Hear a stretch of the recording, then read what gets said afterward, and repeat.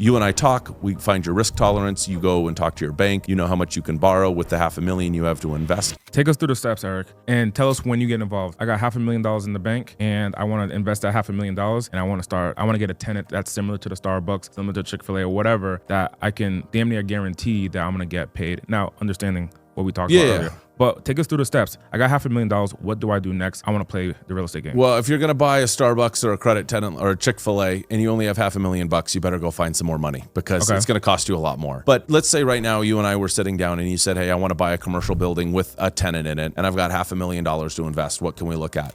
I'm going to sit down with you and I'm going to go over some, because it's my specialty, industrial. I'm going to show you some certain parts of town. I'm going to show you some examples of deals we've sold that were like $1 million, kind of what to expect with a tenant, mix. I want to give you a real vision of what it's going to be like to own that, because if you've never done it before, there's a lot of unknowns. And if I sell you something you hate, you're never going to want to work with me again because you're going to associate me with that property that you don't like. So I want to give you a realistic vision of what that's going to be, the good and the bad. And we'll just essentially figure out like what your risk tolerance is and how soon you want to spend it. And then we'll just start looking for deals. A lot of times something gets, like when you come to me and you say, I want to buy an investment industrial building, there might not be anything on the market. Like there's very little inventory on the market right now, even with all the tariff stuff going on. We're in May of 25. In Las Vegas right now, to buy an industrial building under 10,000 square feet, there's very limited inventory. But to get back to your question, you and I would sit down and go over your risk tolerance, what you want to buy, and then we'd start looking for deals. And I would also make sure that you are already in contact with a bank, because just because you have $500,000 doesn't mean it's easy to get a loan. So if you use a bank, I just tell you, hey, go to your bank, tell them you're looking to invest this much money. How much can you borrow? This is the asset you're looking for. And they'll like pre-qualify you just like a house. So then when we find a deal, we can write an offer on it. You and I talk, we find your risk tolerance, you go and talk to your bank, you know how much you can borrow with the $500,000 you have to invest. The next step is we start looking. So let's say we find, we'll just call it ABC Plumbing Company is renting an industrial building and you want to buy it. You and I will sit down, we'll come up with an offer. We'll submit the offer to, I'm assuming it's listed for sale, to the broker with a letter of intent. It's a non-binding sale letter of intent. The seller will go over it. If they accept it, we'll do a purchase agreement. And then we go through the escrow process, which is the buyer ties up the property and you get a certain amount, a pre-negotiated amount of time to really comb through the property. We get to read the lease. We get to see what the building condition is. Last time the roof was done, if the air conditioning units are 20 years old, we investigate the property. And if there's some issues, we ask for a price increase or a credit or something. If they say no, we have that option to cancel.